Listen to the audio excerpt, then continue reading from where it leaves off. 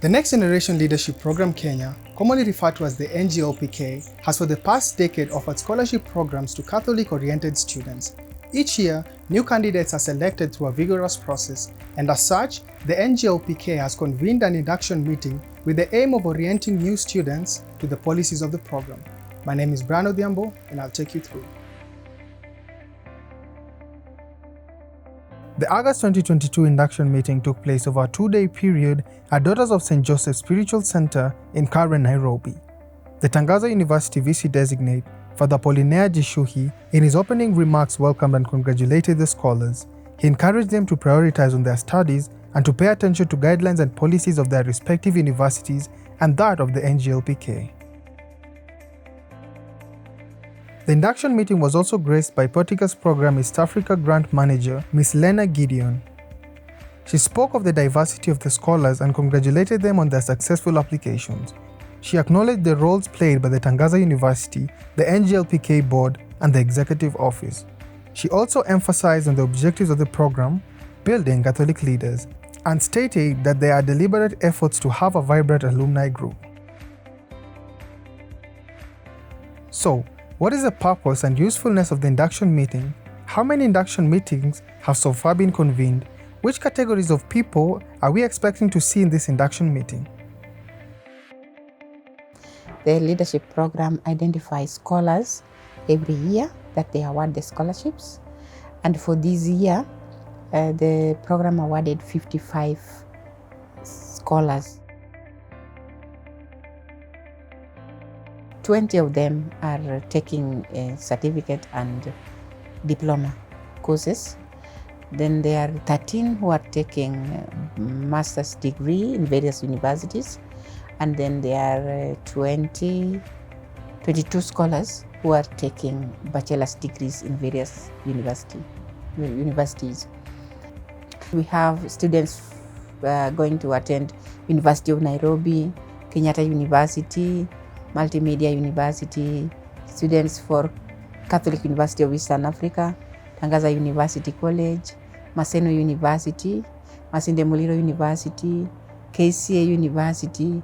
We have students going to Strathmore University, Marist University College. We have students going to Egerton University and Hekima University College. And now these students have been identified from across the country. We have students from Meru Diocese. We have students from Embu Diocese. We have students from Kakamega Diocese, from Kisumu Diocese, Homa Bay Diocese. We have students from Nairobi Diocese. And then we also have students from various congregations. In fact, we have about 32 different congregations who have given us the students this year.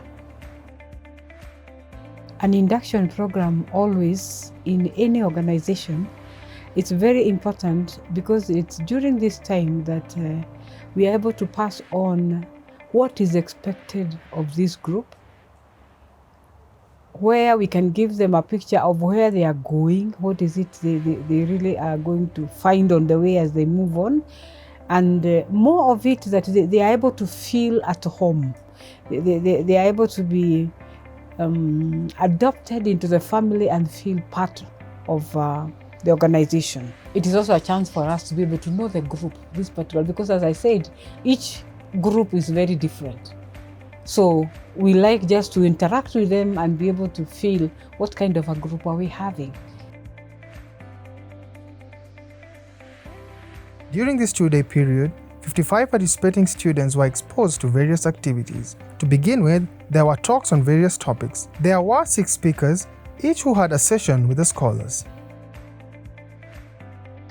This program is about building new generation of leaders.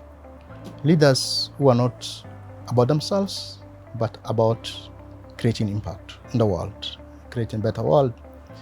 So we introduced to them today the community service as a way of expressing their learning to be leaders who give themselves for the good of the community, of society. This is very important also for what they are going to learn, because they are going to learn different skills, they are going to do different courses.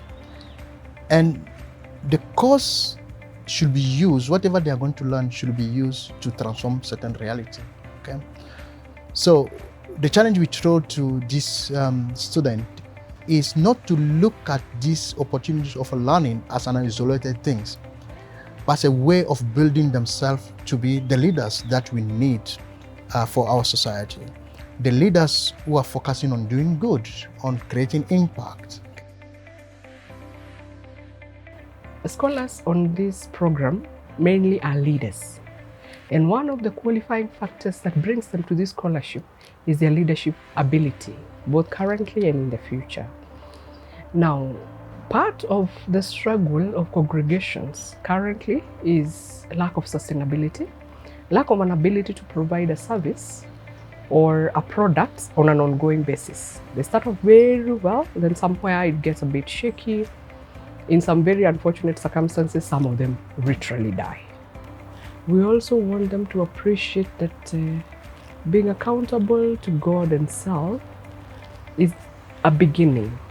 There is also a sense of wanting to be accountable also to people that have been part of your life, either the congregation, the scholarship. And this accountability does not only arise in the aspect of academics, it also arises in very many other aspects. As a society, we have an outcry. We don't want to be transparent, we don't want to be accountable, we don't want to be asked questions. Now, could we start with ourselves as leaders and not necessarily expect it from others when we ourselves can't give it? And this is at the point where we wanted to begin, as I start this session, then be prepared to be able to tell, can I account for my time? Can I account for the scholarship that I've been given? Can I account for the mission that I have? Can I account for the successes that I have realized and even for the failures that I have realized? Because if we don't take account of this, if we don't take a step back and look at this situation as outsiders, then chances are we will never quite be able to make a significant improvement, a significant difference. Well, I basically have two areas of intervention today. One is on the expectations of the lecturers and the expectations of students and how both should kind of interact. It's very important that students at this stage getting back to university, for those who are going to masters and those who are beginning the first time, to kind of realize that the expectations from both sides. The students essentially, some of them could know why they are really motivated to undertake this study, whereas others, it takes a while before they understand even the program they are getting into. So it's very important that they are prepared somehow to understand exactly when they get to university, what are the expectations, how are their own expectations met, and if they are not met, how should they go about it? The second component I want to speak about is writing, quality writing. Now, this is a big problem. It's a really, it's a nightmare. Yeah, writing, getting quality papers is a big challenge in our universities in Kenya.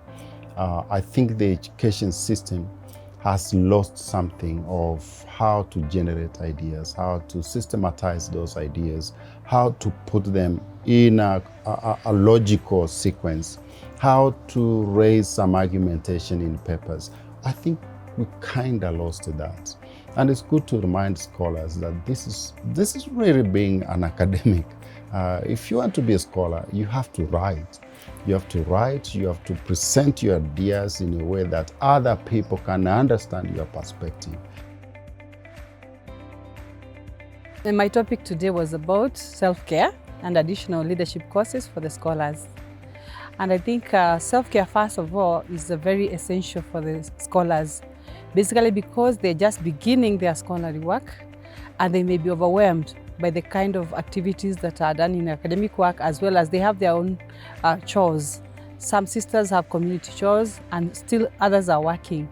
If you look for at the priest, they still have their priestly work and they are still, some are still working and they'll become scholars. If they are lay people, the same. So the topic really tackles about how to balance your life and the work and the scholarly work, and to help them take care of themselves. Otherwise, they may have a burnout and their studies may not be very productive. So it's very, very important for them to have self-care so that they can be very productive. And it's very important to have self-care so that they can also give to the others, because you cannot give what you don't have. The other part I was talking about, the additional leadership courses.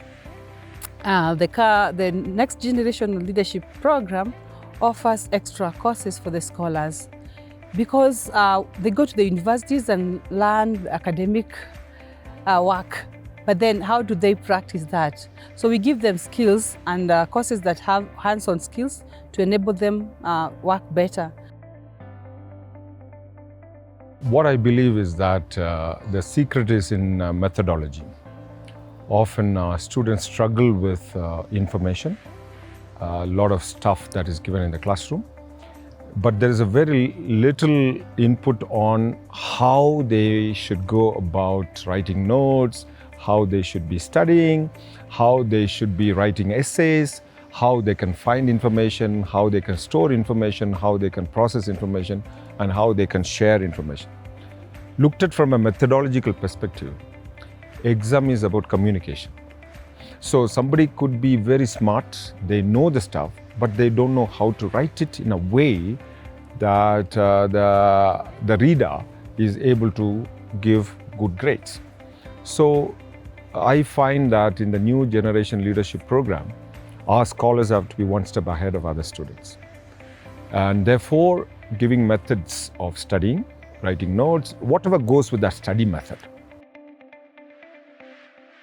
The people behind this scholarship is actually the family that is in Netherlands, that is giving a part of their earnings from their businesses to be able to support this. So it's important for the student to know, where is this money coming from?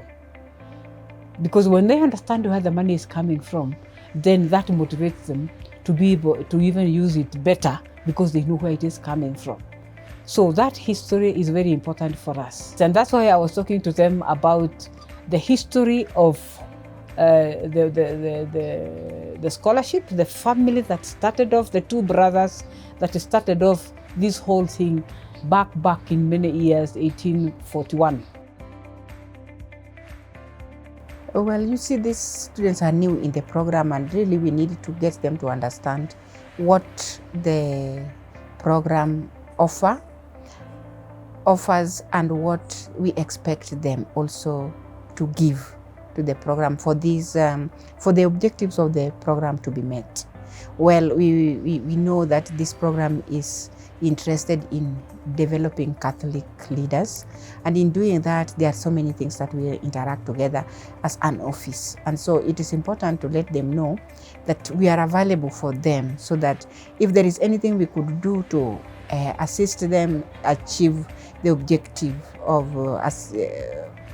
completing their studies, then they should find us in our offices at Tangaza University College. Of course, we had to tell them that we must work with time. So our timing is from 8 in the morning to 4:30 in the evening. So anytime within that period, they can always reach out to us in the office. But even beyond just the office timing, we can always have communications in different modes. They can send emails, they can send WhatsApp. You know, nowadays technology is very high, so we can communicate, because communication is also very powerful. It can make things move, and so that is what we were getting them to know this afternoon, that the office is available to assist them. On the second day, Sunday 21st August, there was a Eucharistic celebration. Also in attendance were the NGLPK continuing students and the alumni.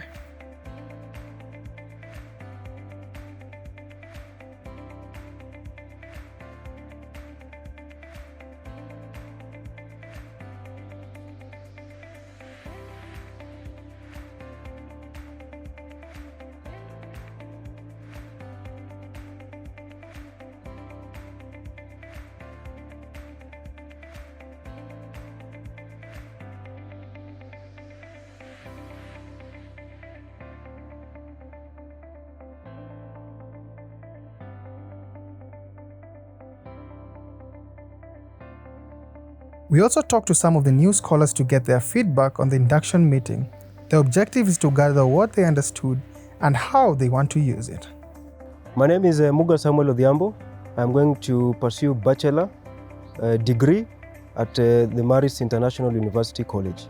My expectations were to be fully oriented on the requirements and based on the students' performance, what is needed by the next generation leadership team, and I feel prepared to pursue my academics. The induction meeting was very helpful, being taken through some of the do's and the don'ts, the expectations, the timelines of study, the requirements of the study, and it was grateful. I'm Brother Constantine Sunday, a member of the Congregation of Christian Brothers. I'm going to pursue MBA, strategic option, that is Masters in Business Administration, strategic option at a multimedia university. One of the expectations that I had was first to know the background of the whole scholarship program, and that was fulfilled. At the same time, the preparation to start off the studies, that was well done. And I cannot overlook or underlook the fact that I've made friends.